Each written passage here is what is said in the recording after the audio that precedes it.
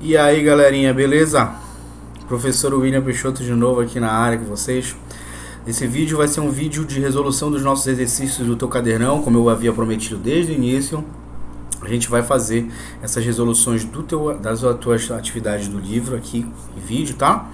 E elas servem para a revisão, né, gente? Para a revisão das tuas avaliações. Você exercita para saber mais ou menos aí como é que está o seu nível de aprendizagem, se precisa estudar um pouco mais para fazer as suas provas, tá bom? Então vamos lá. Vamos aí para nossa apostila. Olha só. Primeira questão, essa aqui é a tua página 245. Você precisa abrir seu cadernão e fazer a leitura, caso não tenha respondido, ou caso já tenha respondido, corrigir junto comigo, tá? Então pega lá, pausa o vídeo, pega teu livro, abre nessa página. Primeira questão diz: o Egito está localizado no noroeste do continente africano. Tradicionalmente, é dividido em Alto e Baixo Egito e é formado por várias cidades e nomos. Em dado momento, essas duas partes do Egito foram unificadas. A gente falou sobre isso nas aulas, nos vídeos, né? Com as frases e palavras do quadro, enumere as alternativas das questões. Vamos lá. Governavam as regiões administrativas do Egito Antigo. Qual é essa palavra aqui?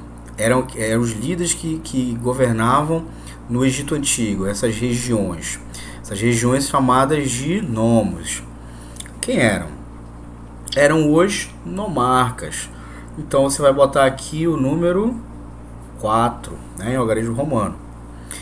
Região com destaque para as cidades de Mênfis e Heliópolis. Onde ficavam essas cidades? Se você foi olhar o seu mapa, que tem aqui no cadernão, fazer uma pesquisa, estudar, para poder responder, você deve ter identificado, né, que elas ficavam aqui no Alto Egito, né? Lembra que o Egito ele era dividido antes da sua unificação.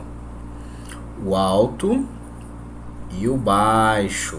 Lembra que acima fica o Baixo e embaixo fica o Alto. É assim que a gente lê o mapinha do Egito. Então aqui você bota o 2. Região administrativa com autonomia e independência. Eram aqueles várias formas de organização antes da unificação, que eram chamados nomos. Muito bem, parabéns para você que acertou. Região onde ficavam as cidades de Tebas e Assuão. Qual é a região? Bom, você já botou alto, né, galera? Só pode ser, então, inevitavelmente, o Baixo Egito. O I, né? Entre tantas delas, citam-se Mênfis, Tebas, Heliópolis e Assuão. Quem eram? Cidades. Beleza? Vamos para a segunda. Segunda questão. Com o auxílio do texto a seguir, marque V para verdadeiro e F para falso nas alternativas. Eu não vou ler o texto, porque eu pressuponho que você já deve ter lido, né? E já sabe do que se trata, daquele nosso famoso historiador, o Heródoto, né, gente? Que aí ele vai citar lá a célebre frase dele, que o Egito é uma dádiva do Nilo. Pois bem, então vem as opções, né? O rio Nilo dificultou a vida dos egípcios. Os egípcios pescavam, caçavam e comercializavam no Nilo. Bota V ou F, né? Bora lá. O rio Nilo dificultou a vida dos egípcios? Falso. Os egípcios pescavam, caçavam e comercializavam no Egito? Verdadeiro. Eles usavam tudo isso, o Nilo, para tudo isso. Os egípcios praticavam a agricultura nas margens do rio Nilo? Óbvio, agricultura de alagadiço. A cheia do Nilo deixava a terra infértil? Claro que não, é o contrário, né? O Egito é uma dádiva do Nilo. Essa frase é de Heródoto. Então, se a gente concorda com Heródoto, a gente coloca verdadeiro. Beleza? Vê lá se você acertou a sequência. Parabéns porque você acertou. E quem não acertou, corrija aí. Vai estudar um pouco mais. Terceira questão. Leia os temas sobre as fases e as divisões políticas da história do Egito e preencha no quadro a seguir. Nós temos aqui a coluna de épocas da história do Egito. Nós temos a época pré-dinástica, a dinástica e a greco-romana. Quem assumiu o poder em cada uma dessas épocas e algumas características aí gerais do período. Claro que são várias características, mas a gente vai botar algumas aí mais importantes relacionadas à política, tá? Política, lembra, tem a ver com quem tem o poder, quem manda nessa civilização nesse período. Período pré-dinástico, era o faraó? Não. Então eram os nomarcas. Lembrando, quem foi o cara? O primeiro faraó a ser estabelecido, o cara que unificou essa divisão aqui. Quem é o cara que vai unificar o Egito e transformar num grande império? Primeiro faraó, Menés, né? Esse é o nome do cara.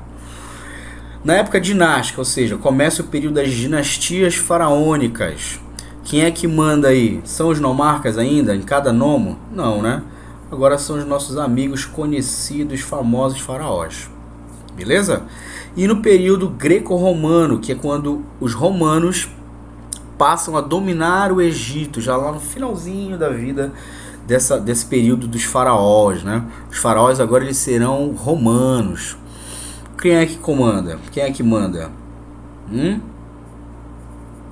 Os imperadores romanos.